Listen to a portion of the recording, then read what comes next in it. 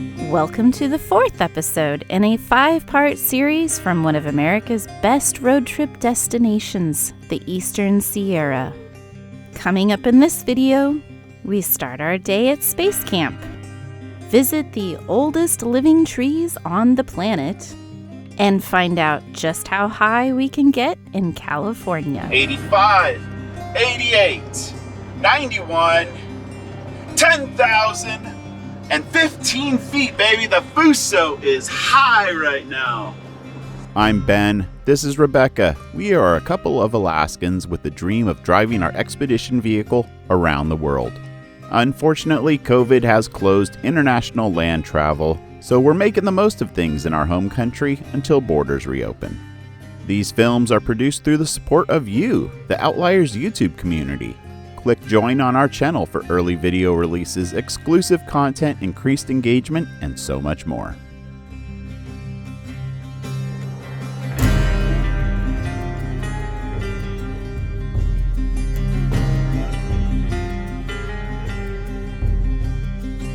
Well, this has to have been one of the most unique camping experiences. How often do you get to say you got to camp right next to space antennas? I'm sure they have some formal name, but I'm just calling them space antennas. And that was like something straight out of like a sci-fi movie. It was great.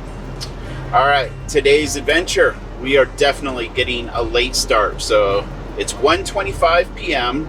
We're at 4,079 foot of elevation, and we are getting high today. We are going up into the White Mountains. It's opposite of the Eastern Sierra, but it's also where these really ancient trees are that we've never been before, and we're looking forward to sharing them with you. But I think because we're getting such a late start on the day, we're not going to be overly ambitious and just shoot for finding a campsite tonight. There is like this really weird weather. Obviously there's weather that moves through, but there's fresh snow over there on the mountains, and then from the valley floor, these mountains up here were all in the clouds, and you could see that there was a dusting of snow. So who knows exactly what's going to happen, and I guess that's a lot of the fun of traveling.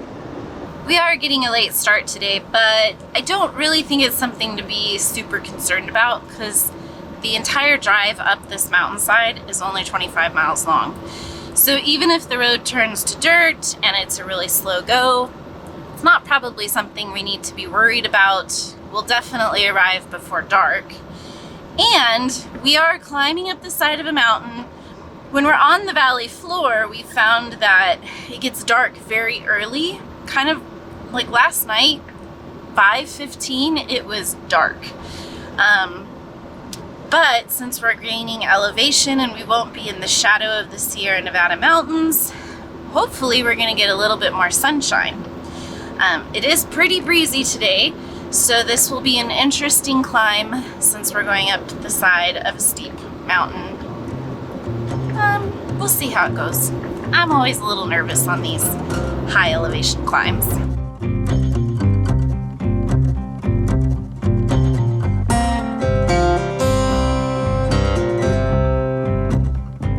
All right, third gear has been our key going up this mountain. It's 1:45 p.m. We are at 7,295 feet, turning off of the 168 East onto White Mountain Road. Oh, that's mighty fitting then. Okay. And no services. Hey, they're not asking for money, so I'll take it. This is already such a fascinating landscape up here. 10 miles to the Schulman Grove, 5 miles to the campground. Wow. The Eastern Sierra are like right there when you're up this high. For the record, we're at 7,800 right now, and this drive is amazing. When you see the Sierra from this height and this angle, you kind of grasp the grandiosity of that mountain range. It's kind of lost on you when you're down in the valley. We are at 8,200 feet now. Definitely can feel the wind up here. Shifted down to second gear, getting some snow. amazing. It's just amazing how the landscape is changing just every little bit. And I really just want to get out and take pictures of the trees. They're so cool. I will say one thing I really like about this road is, knock on wood, we have not had any steep cliffs that we're driving along. It's just that, stop it. It's just that we're up high, but the whole landscape is up high. It's not like we're driving on a ledge. So Yet. that's why I said knock on wood. Looks like people have been driving around that one. We can't get through there with that tree though. Okay, well, the road has thrown us a little curveball. 8,563 feet right now, but Grand View Campground, the place where we were considering staying, is closed. There's cement barricades. So we are going to regroup and, you never know, look for a dirt road that's got a nice level spot and call it an evening. Ask and you shall receive. Oh, there's somebody's little fire ring. Oh, that's cute. Little Yeah. circle there. Maybe we can make this work. This is a nice campsite. We got pretty lucky on the level aspect of it because front to back was fine. So it was just 3 of the Go Tread layers on the passenger side of the vehicle. That is south, that's north, and the truck with the diesel stove exhaust is going east. And we are going to be needing the heat, but this little bugger right here, this is our Wallace stove. And the other day the wind shifted directions on us, so it got all sooted up. But it is very critical that we need to park where the wind does not hit this side of the camper. And we're gonna need it tonight because I think at the coldest it's probably gonna be maybe 10 degrees. So definitely chilly. Okay, let's check the Victron app and see where the batteries are at. 99%. That is a good way to start an evening with a full battery bank. It is a little chilly inside the camper, sitting at 56 Fahrenheit, which means it's a good time to turn on the Wallace, which actually has a high altitude setting. So you gotta hold it down for 10 seconds. 9, 10, 11. There we go. 1, 2, 3 flashes. That signals we entered high altitude mode. Now in the morning, we're gonna run the S-Par to heat up the block since it's getting to 10 degrees at night. And that also has an elevation switch that I'm just gonna flip now so I don't forget.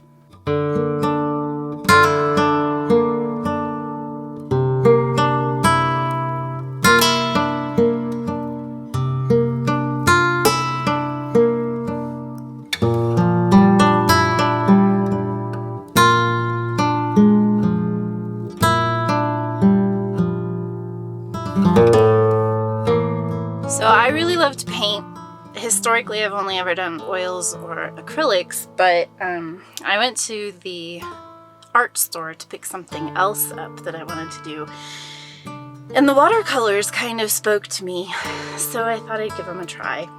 And we don't have any cell phone service up here, so it was a great time to have an artsy afternoon and just, I don't know, enjoyed a little bit of an outlet. They don't take up much space. I bought some really cool little mesh zippy bags to store everything in, and it was really an enjoyable way to spend the afternoon.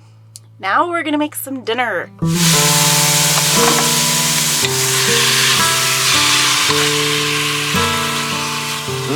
Smells good already. We're having carne asada burritos tonight.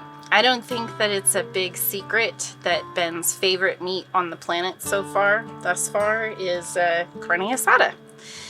When you go to the grocery store though, there's ingredients in the pre-made carne asada that we just aren't big fans of, like MSG and high fructose corn syrup.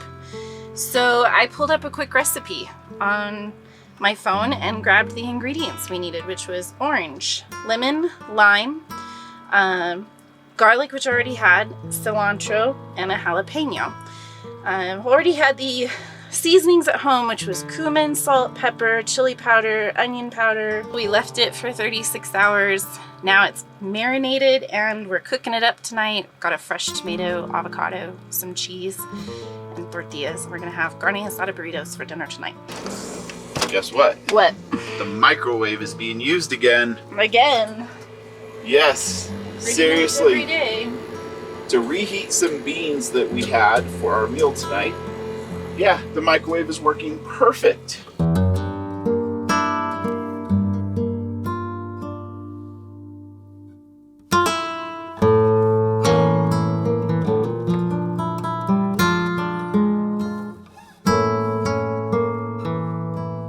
And that's how we roll.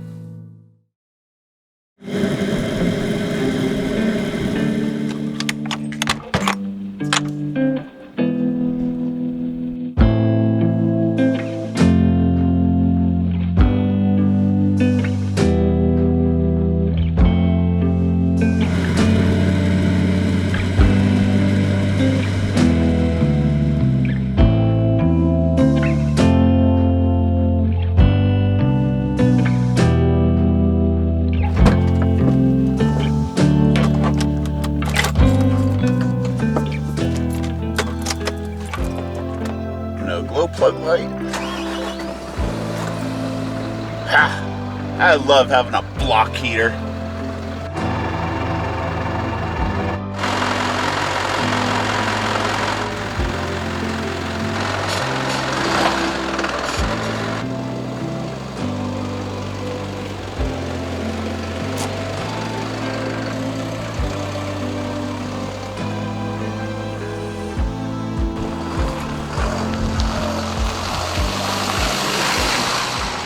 Good morning from 8,548 feet.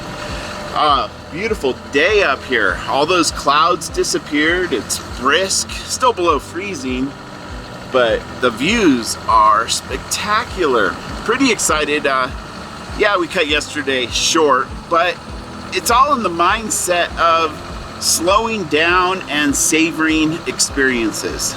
I can't lie, even though it may look like we're out here doing this every single day and living the dream, yeah, the reality is we're kind of working the dream, and there's plenty of days where we're posted up in some friend's driveway or camped in an RV park next to a family member or just plain on the move covering miles. So when you have opportunities like this, I just want to savor them, and if that means watching a little Modern Family while the SPAR heats up the block, I'll take that every day of the week. To help you understand how steep these grades are, remember the gimbal on our camera stays level, which nicely relays just how high we are climbing. I don't know what else to say except for what a spectacular view. You can see that canyon we drove through the other day. The mountains, I mean, we're so high up that the tops of the mountains look flat. It's a big time view here. This is spectacular. How you doing with the steep cliffs? I'm gripping the steering wheel pretty tightly and kind of leaning over this way. Would you rather be driving or passenger? Neither is very comforting. If I'm driving and I drive off the road, then it's my fault. And if I'm in the passenger seat and you drive off the road, oh, I have no control over it. Either way, it's not a very winning situation. 85, 88, 91, 10,000, and 15 feet, baby. The Fuso is high right now. This is awesome. I love unique experiences like this.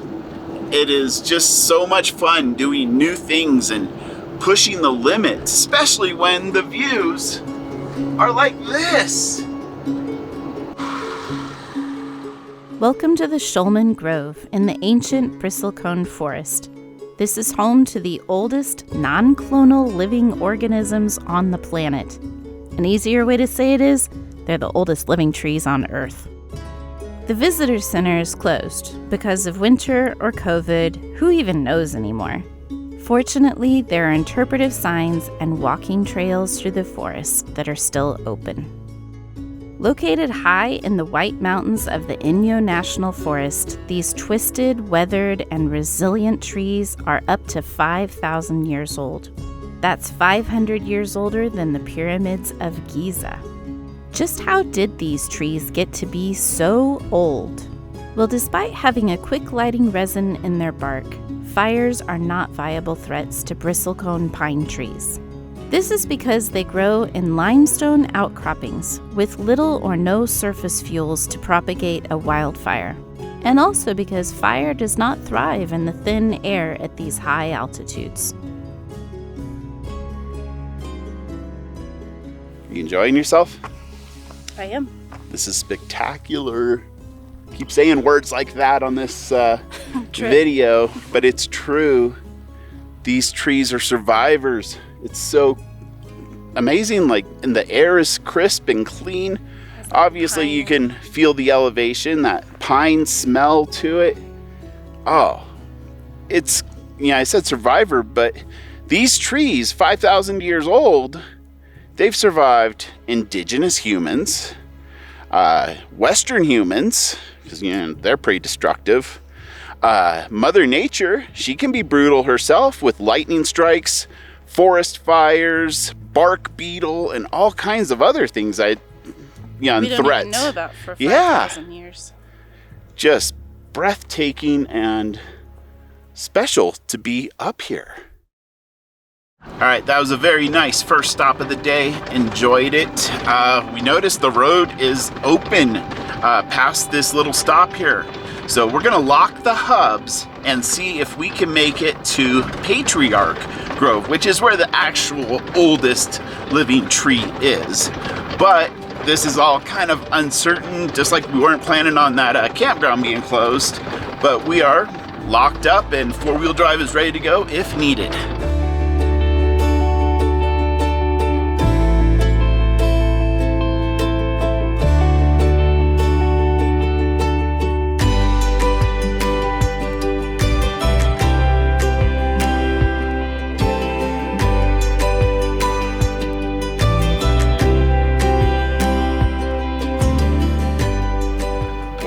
Check out this view. 10,616 feet above sea level, but wow.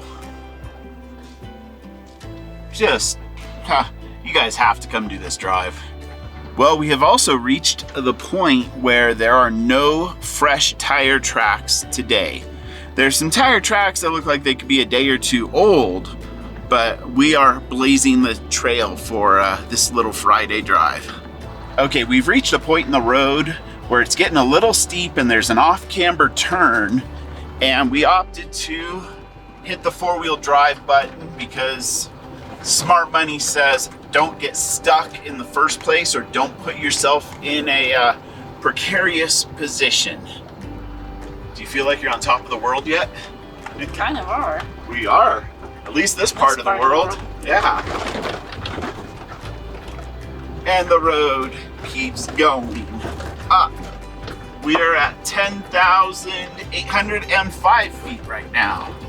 Another really cool aspect of this drive is that when we look east, we see Nevada's Great Basin.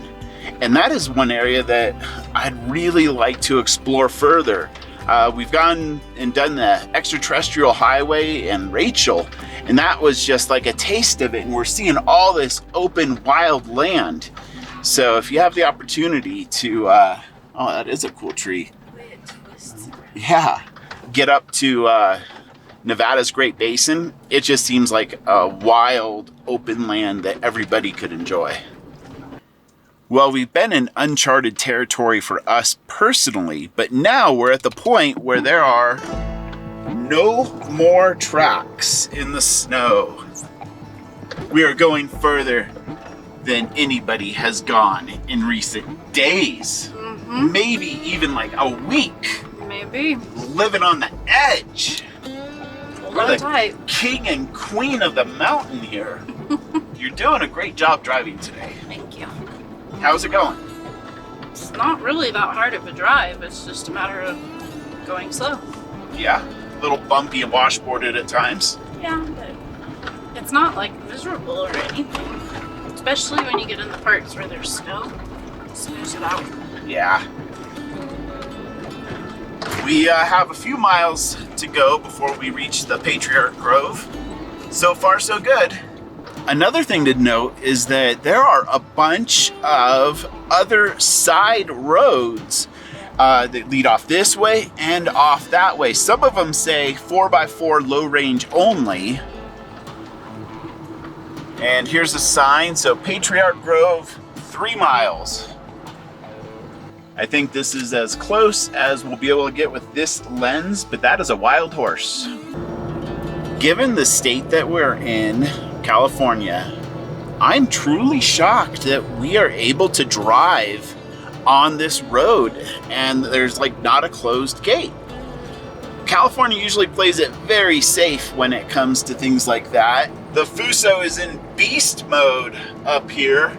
We're in first gear, climbing this really steep grade.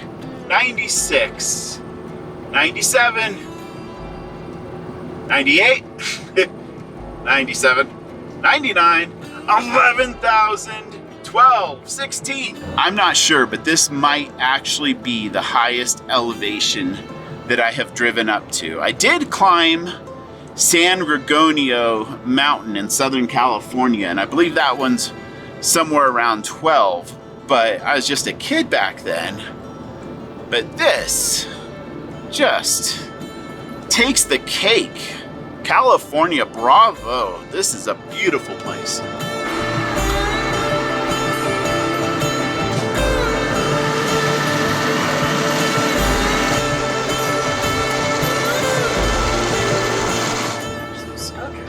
Yeah, 11,219 feet, and we're approaching the crest. Looks like the road keeps going, but we're gonna call it good and not push our limits too much at Patriarch Grove, cresting out at 11,320 feet. Is this the top for us? 11,297 feet. I think this is where we're stopping for the day. Well, not for the whole day, just for right now. Here it is, hanging at the top of the world with the oldest trees on the planet. What a rush. Wow.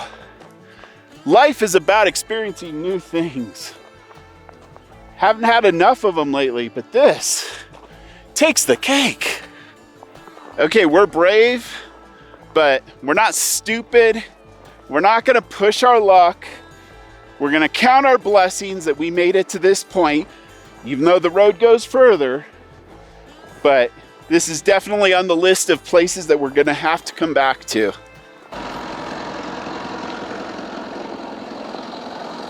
Are you good? I'm good. I got a few did it? pictures. We did it. Mission accomplished? All right.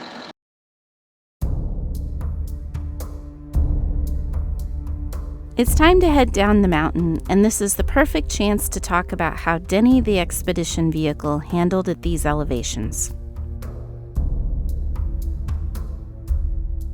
Once again, the Fuso was a rock star and performed flawlessly. We never doubted Denny's capabilities, but the diesel engine did not miss a beat. The manual transmission was perfect because we were in control of the gears. In four-wheel drive, the truck drove through the snow like a tank, and the Yokohama Geolander tires never lost their grip. We have always loved having an exhaust brake, Being able to pick a gear, take your foot off the brake, and controllably descend the mountain was priceless. Coming up in our next video, we camp among unique rock formations and Hollywood film history. It's time to wash away 4,000 miles of road grime. We need to find a welder, and Ben crashes the drone. We would like to thank the Outliers community for supporting production of these videos. You guys are the best. Click join on our YouTube channel for early video releases, exclusive content, increased engagement, and so much more.